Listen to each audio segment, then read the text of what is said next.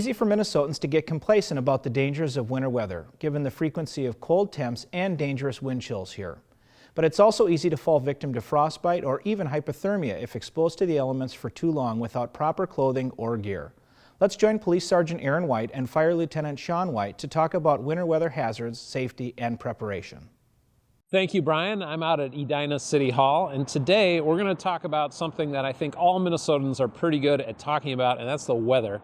I'm joined by Lieutenant Sean White from the fire department to talk about the weather, sort of. Yes, sir. You're pretty good at talking about the weather, I assume. It's kind of part of life around absolutely. here. Something we all have to deal with, Right. I think. Well, specifically, we're going to talk about cold weather and related hazards.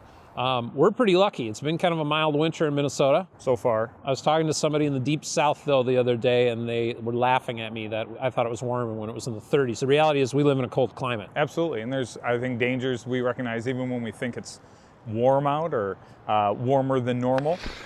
We can still run into a lot of trouble if we're not appropriately prepared. So tell me about our biggest concerns with cold weather. What do we need to be prepared for?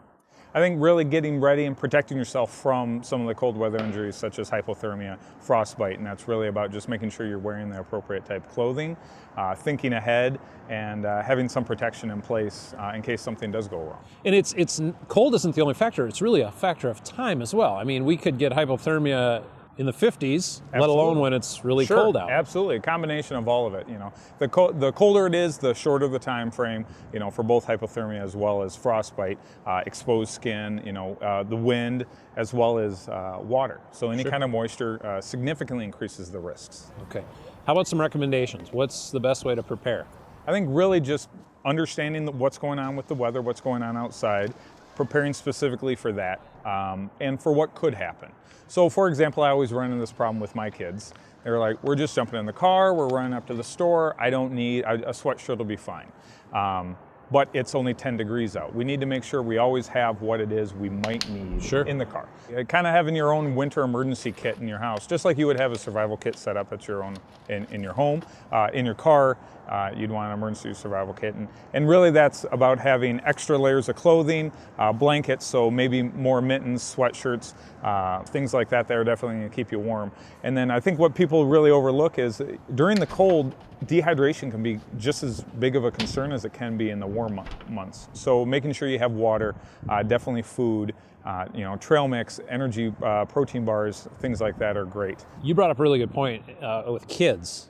Here in Edina, a common scene is the kids playing for hours and hours on the ice rink. They're getting warm, maybe even sweating a little bit. Absolutely. How do we get our kids prepared for that condition, you know, kind of exerting themselves and being out on the ice rink for a number of hours? And I think as long as we're staying active, you know, you're relatively safe. But like you said, once you start getting sweaty and your clothes are getting wet, now that significantly increases your the risk of losing heat in your body. So once you have wet clothing, the conduction significantly increases by fivefold through wet clothing as dry clothing. So, okay, we didn't listen to the first half of the interview. We're not prepared. Okay, now I've got some hypothermia going on right now. Actually, bad news. It's happening to me. It is. What are some of the warning signs other than, you know, me? Sure. So, you know, normal reaction is going to be shivering. When we get cold, we know that, okay? If that ever gets to the point where that starts stopping, that's a huge, huge red flag and concern. But much milder than that, you can start to be a little confused. Your speech can change a little bit. You'll lose some of your strength, your fine motor skills and stuff because your blood is pumping away from the extremities. So at that point, you really need to think about getting yourself to a safer place. And what about frostbite? Well, frostbite is the actual freezing in the skin. And so we commonly think about it with our toes or our fingers, because that's far more common and you're more susceptible just because of the types of clothing we wear, but it can really be anywhere on your face. So any exposed skin does need to be covered. And what's happening is the tissue is actually freezing, the blood is shunting away, and so there's significant long-term damage that can come of that. And final thought on this, when does it become an emergency? When does it go to the next level where we need some medical help?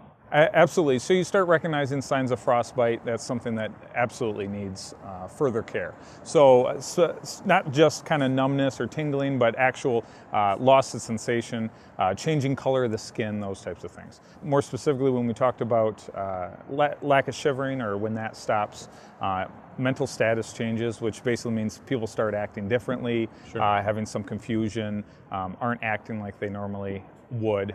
Those are all big red flags, things that need to be addressed. Well, better safe than sorry. Absolutely. Stay warm. Try to avoid these things. But if all else fails, call you and your partners at the fire department. Absolutely. All right. Well, thank you for talking weather with me today, Sean. I appreciate it. Thank you, Aaron. Appreciate it.